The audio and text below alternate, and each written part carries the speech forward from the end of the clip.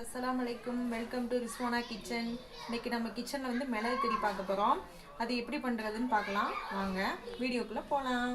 நான் வந்து அடுப்பில் வந்து பேன் வச்சுருக்கேன். வடைச்சட்டி வந்து நல்லா ஹீட் ஆகட்டும். அப்புறமா வந்துட்டு ஆயில் ஊற்றிக்கலாம். இப்போ வடைச்சட்டி நல்லா காஞ்சிடுச்சு. இதில் ஒரு 3 டேபிள் ஸ்பூன் அளவுக்கு ஆயில் ஊற்றிக்கலாம்.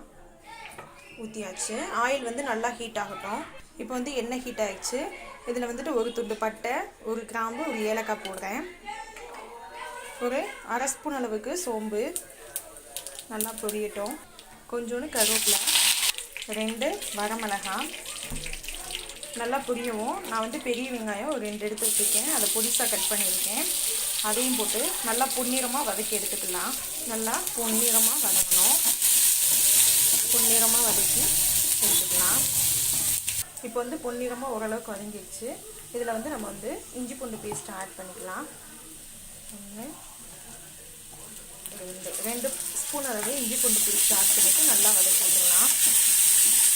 இந்த பச்சை வாசனை போகிற அளவு நல்லா வதக்கிடலாம். இப்போ வந்து பச்சை வாசனை போயிடுச்சு. அதில் ஒரு தக்காளி சேர்த்துக்கலாம்.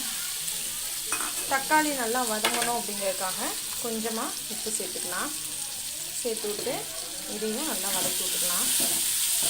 இப்போ தக்காளி கொஞ்சம் நல்லா வதங்கிடுச்சு. இந்த ஸ்டேஜில் நம்ம வந்து ஒரு அரை ஸ்பூன் அளவு மிளகாத்தூள் சேர்த்துக்கலாம். சேர்த்து விட்டு அதையும் நல்லா வதக்கி விட்டுக்கலாம். வதக்கியாச்சு. இந்த ஸ்டேஜில் நம்ம சிக்கன் இது கூட சேர்த்துக்கலாம். நல்லா கழுவி வச்சுருக்க சிக்கனை இது கூட சேர்த்துக்கலாம். சிக்கன் சேர்த்தாச்சு.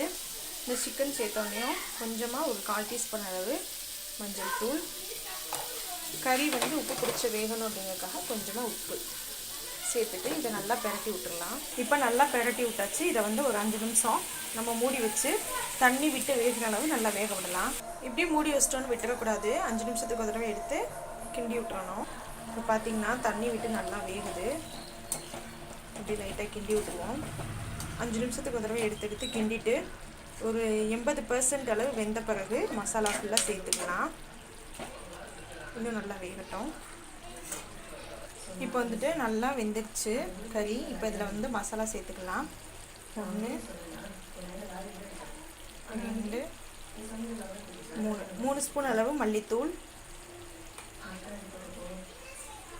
ஒரு அரை ஸ்பூன் வந்து கரம் மசாலா, ஒரு 1/2 ஸ்பூன் அளவு மிளகுத்தூள், 1/2 ஸ்பூன் அளவு மிளகுத்தூள் போட்டு இதை நல்லா வதக்கிடலாம். மசாலா போட்டு நல்லா வதக்கி விட்டாச்சு. இப்போ இதில் வந்துட்டு கறி முங்குற அளவு தண்ணி ஊற்றிக்கலாம். ஒரு அரை டம்ளர் அளவு தண்ணி ஊற்றிக்கலாம்.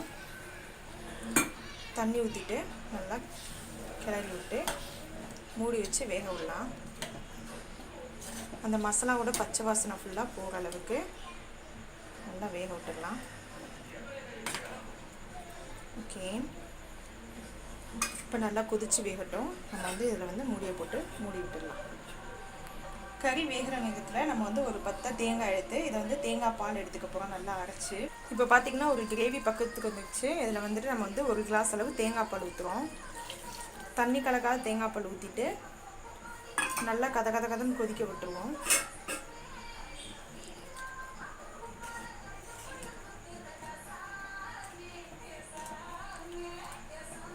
உங்களுக்கு மிளகாத்தூள் எந்த அளவுக்கு வேணுமோ அந்த அளவுக்கு போட்டு கொதிக்க விட்டுக்கோங்க. இப்போ இதை வந்து ஒரு 5 நிமிஷம் நல்லா கொதிக்கட்டும். கொதிக்கவும் நம்ம எடுத்து பார்த்துக்கலாம்.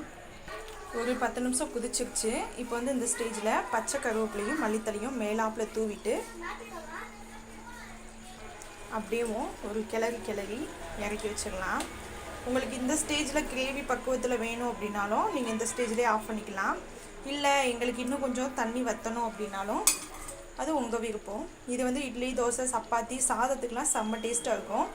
நீங்களும் உங்கள் வீட்டில் ட்ரை பண்ணி பாருங்கள். ட்ரை பண்ணி பார்த்துட்டு எப்படி இருந்துச்சுன்னு கமெண்ட் பாக்ஸில் கமெண்ட் பண்ணுங்கள். புதுசாக நம்ம சேனலை பார்த்தா சப்ஸ்கிரைப் பண்ணிடுங்க. பக்கத்தில் இருக்க பெல் ஐக்கானை கிளிக் பண்ணி வச்சுக்கோங்க. அப்போ தான் நான் போடுற வீடியோ உங்களுக்கு நோட்டிஃபிகேஷனில் வரும். ஓகே, அஸ்ஸலாமு அலைக்கும்.